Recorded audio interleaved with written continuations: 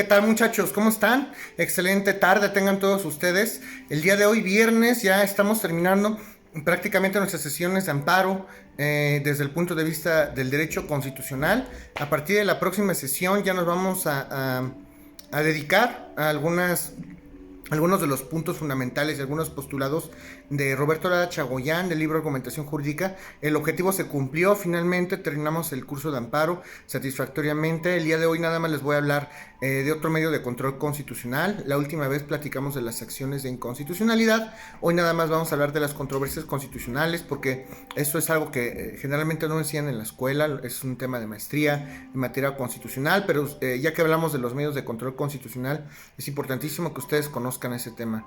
Ya con esto prácticamente agotamos los temas. Y pues ya lo demás serán reflexiones de argumentación jurídica para dar cumplimiento un poco a este tema, que tampoco me gustaría que lo dejáramos en la cuerda floja, pensamiento complejo y derecho, que también ya no es que no hayamos hablado de esto, ya hemos hablado de este tema, de la argumentación jurídica. Las primeras sesiones nos abocamos a estudiar un poco de este tema. Pero prácticamente es lo último que nos falta, ¿ok? Entonces, bueno, vamos a dar pie, vamos a estudiar el último tema de amparo, y me refiero propiamente a las controversias constitucionales. Las controversias constitucionales, ustedes también ya hicieron un video al respecto, y las controversias constitucionales también son un medio de control constitucional. Ya lo explicamos en la última sesión. Recuerden que el Estado mexicano está regido por tres poderes. Las autoridades deben de llevar a cabo cabalmente el principio de legalidad, que eso significa que las autoridades solamente pueden llevar a cabo aquellos actos que expresamente les permite conferir o hacer la norma jurídica. Y para los particulares no, los particulares solamente podemos, más bien los particulares podemos hacer todos aquellos actos, todo lo que queramos, siempre y cuando no contravenga la ley, las buenas costumbres, ninguna disposición legal.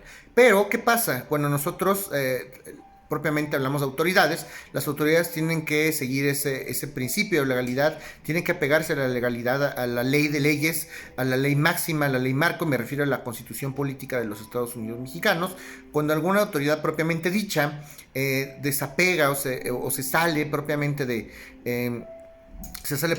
esta actuación, cuando no acata la ley, cuando no sigue el principio de legalidad y actúa fuera de la ley, decimos propiamente, entendemos jurídicamente hablando, que se sale del Estado de Derecho. Y los medios de control constitucional son precisamente para que los poderes de la Unión entre sí mismos, si uno se desapega a la norma u otro violenta el principio de legalidad, si alguno de estos tres poderes, ejecutivo, legislativo y judicial, si alguno sale de la norma, pues los medios de control constitucional es una figura propiamente que sirve para volver a establecer o para volver a restituir, más bien para restituir esa legalidad, ese Estado de Derecho que violenta cualquiera de las autoridades de los tres poderes por haberse salido del principio de legalidad, ¿ok? De esta manera, pues el Poder Judicial tendrá algunos medios de control constitucional para que si algún órgano del Poder Judicial se sale de ese Estado de Derecho, se desapega al Estado de Derecho, pues se pueda restituir los derechos previstos en la Constitución, como fue el amparo, que fueron todas propiamente las sesiones a las que nos referimos en este curso. También hablamos ya de las acciones de inconstitucionalidad, propiamente, que es un medio de control constitucional entre el legislativo, prácticamente, que es el que emite normas, y el judicial es el que acata, definitivamente. Y cuando hablamos de controversias constitucionales, también nos vamos a referir a un medio de control constitucional.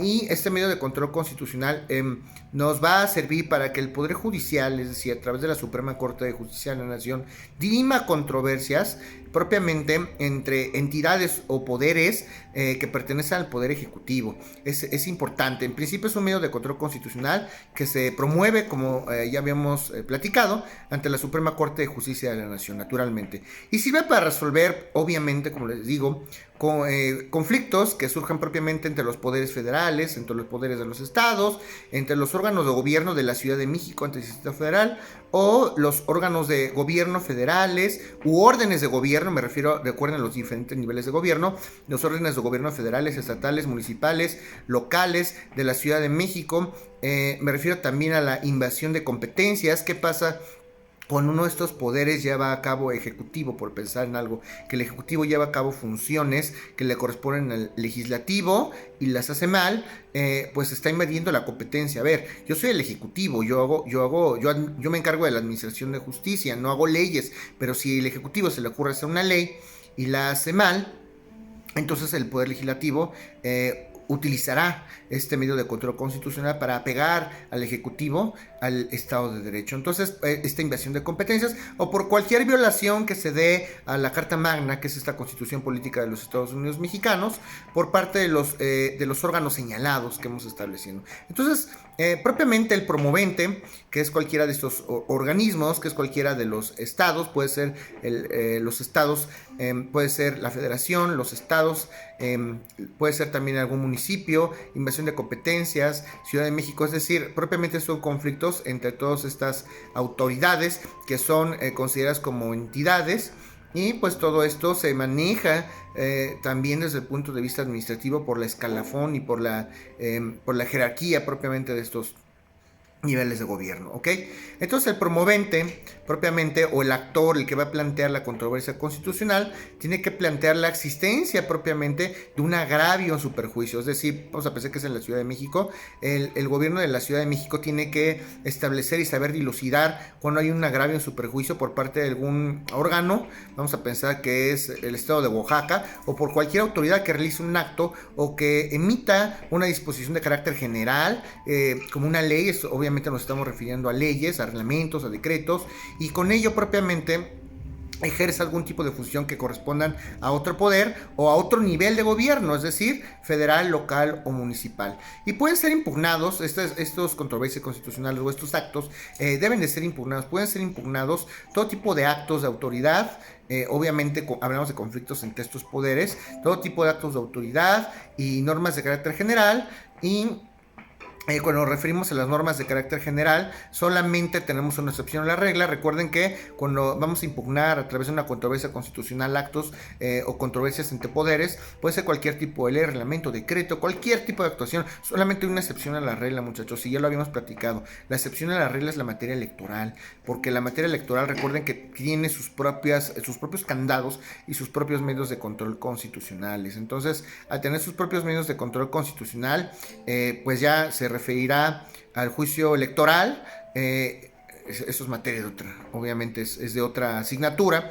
No voy a hablar absolutamente nada de la materia electoral porque esa es otra materia totalmente distinta, es otro universo, pero que ustedes sepan que la excepción a la regla precisamente porque en materia electoral existe otro medio de control constitucional diseñado específicamente para la materia electoral, ¿ok?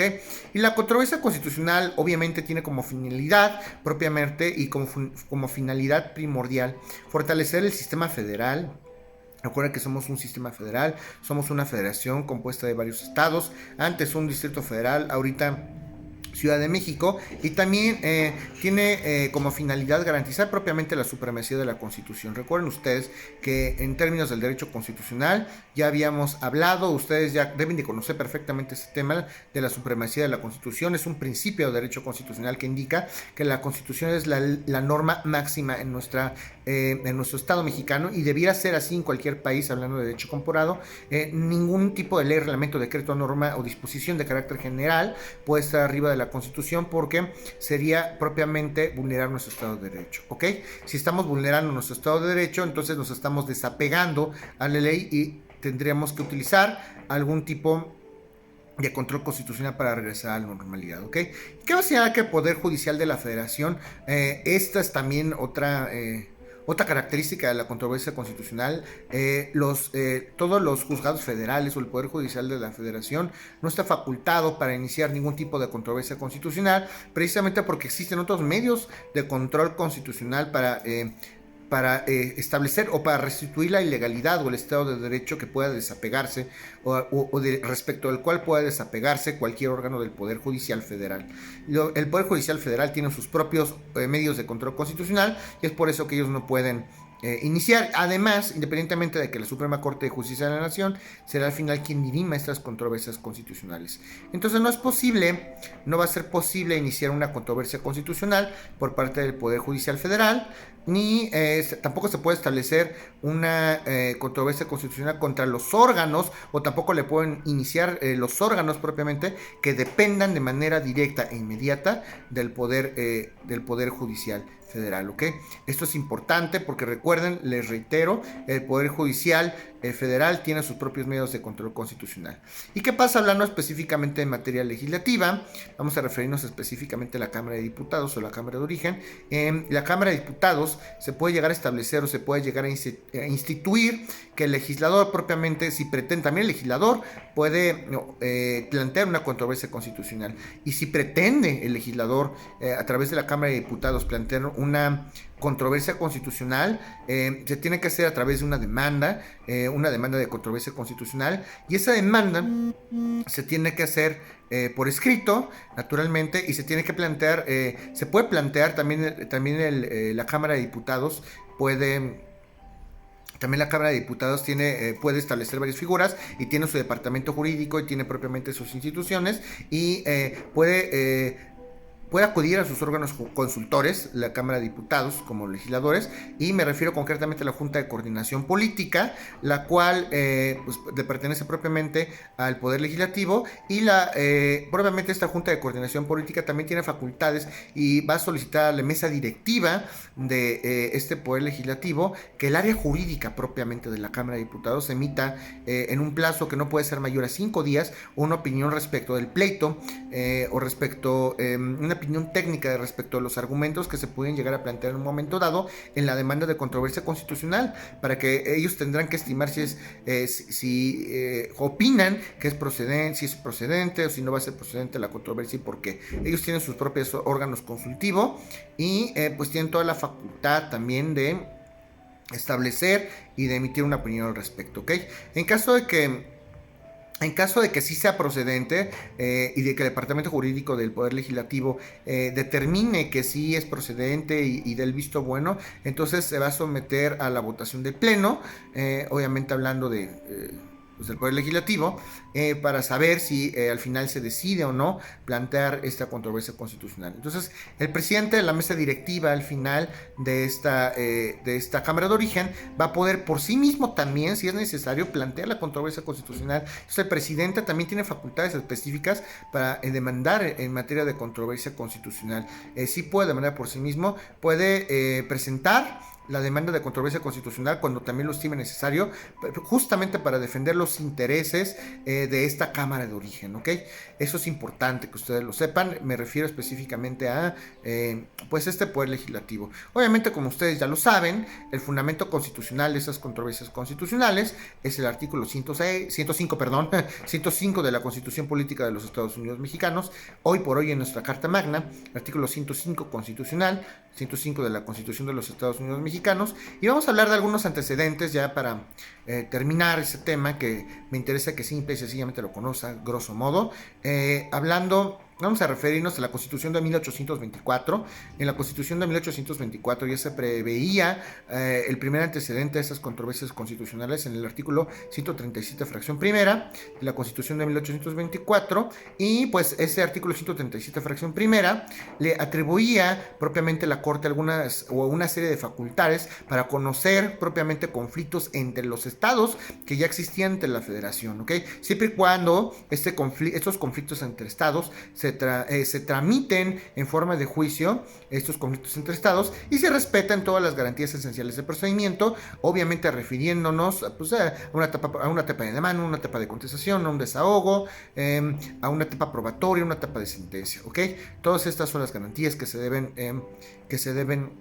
de respetar. Vamos a hablar del acta constitutiva de 1847. En el acta constitutiva de 1847, también cuando hablamos de esos órganos propiamente constitucionales en los artículos 22, 23 y 24 del Acta Constitutiva y de Reformas de 1847. También ya se incorpora propiamente esta figura de la controversia constitucional. ¿Y cuándo es que llega nuestra Carta Magna, la Constitución Política de los Estados Unidos Mexicanos? Que recuerden que es la Constitución de 1857, reformada el 5 de febrero de 1917.